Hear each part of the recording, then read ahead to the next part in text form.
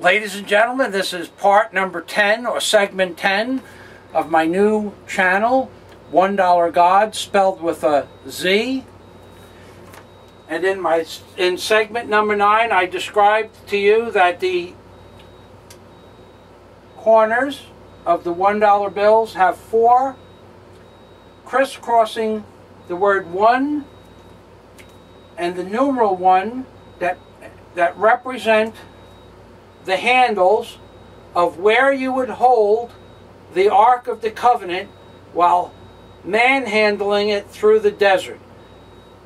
Now, proof of this is that no one could touch the Ark of the Covenant. No one was allowed to touch the Ark of the Covenant. If you touched the Ark of the Covenant, you would die. Okay. The only way the house of the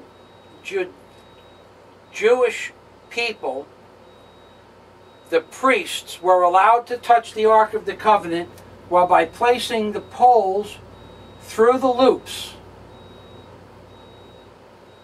that were attached to the sides of the Ark of the Covenant and that appear on the $1 bills as loops, and that lock around the poles that run up the side of the Ark of the Covenant. So the only place that a man was allowed to touch the Ark of the Covenant were the poles made of what was called Shittum wood, S-H-I-T-T-E-M, or U-M, depending on your spelling, Shittum wood that were wrapped in gold. And these poles went through loops or hoops, and a man was allowed to pick up the Ark of the Covenant. The word 1 represents one aspect of an entity called God or man. This is where God and man intercepted one another, in that the only place a man was allowed to touch the Ark of the Covenant were the handles that held the Ark of the Covenant. So at this point, a man would hold the number 1, or the word 1, and the number 1 represents the one God of the universe. As complex and as many gods that appear on the $1 bill, and there are dozens of different forms of gods that appear on the $1 bill, as complex as the different gods that appear, aka a cherubim, which is a protectorate of the Lord God, or an angel, which is godlike in nature, and this is the face of a cherubim, and this is the face of another cherubim.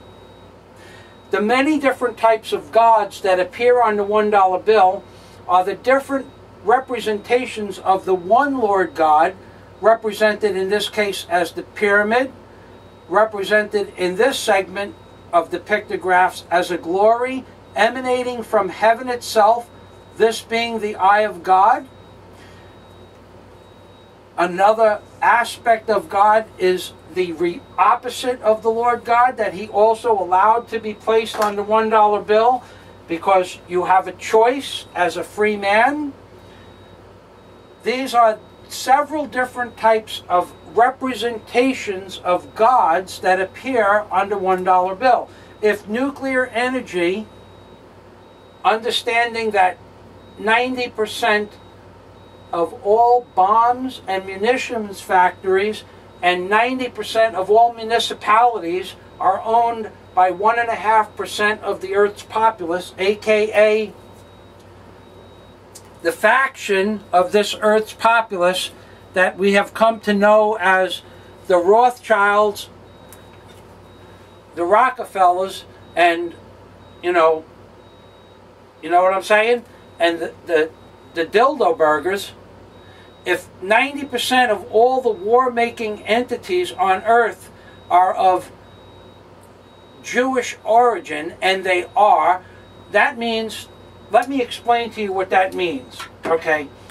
it doesn't mean that straight up and down 90% of the manufacturing plants on Earth are owned by Jewish entities. It means that 90% of all munitions factories, bomb-making factories, nuclear municipalities that create nuclear energy, 90% of all the stocks and bonds and shareholders of all things that have to do with bomb-making and death to your sons, daughters, children, and mothers and fathers, 90% of every aspect of bomb-making, nuclear power, and munitions are owned by 1.5% of the populace of this planet.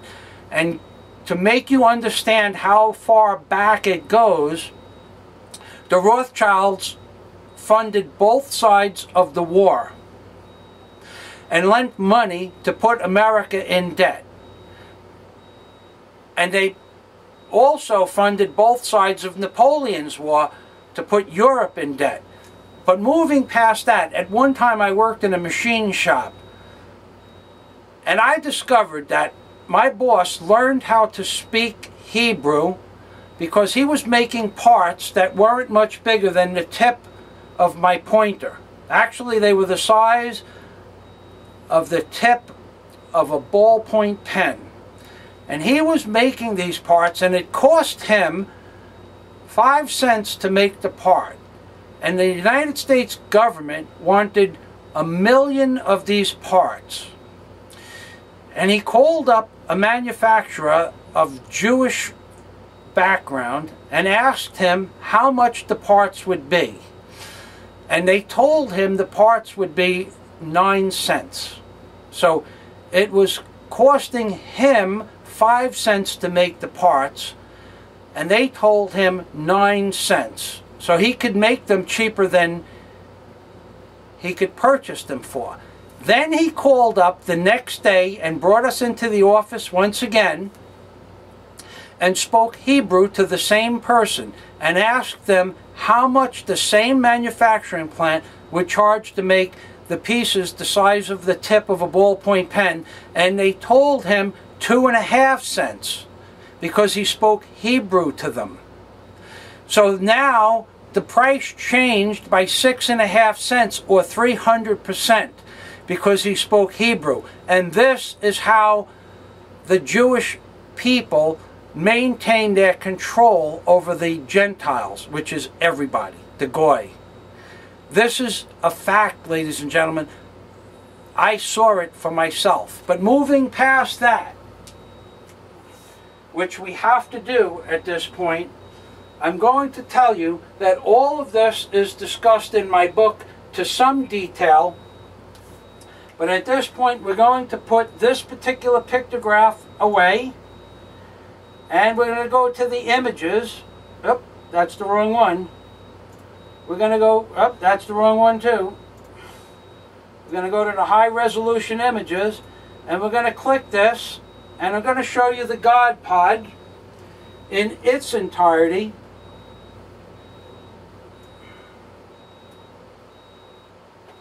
And I'm going to go over some of the things that appear in the God Pod in segment number 8 in great detail, and I'm just going to briefly give you a synopsis in segment number 7, because in fact this segment has almost come to an end. However, we have one more minute.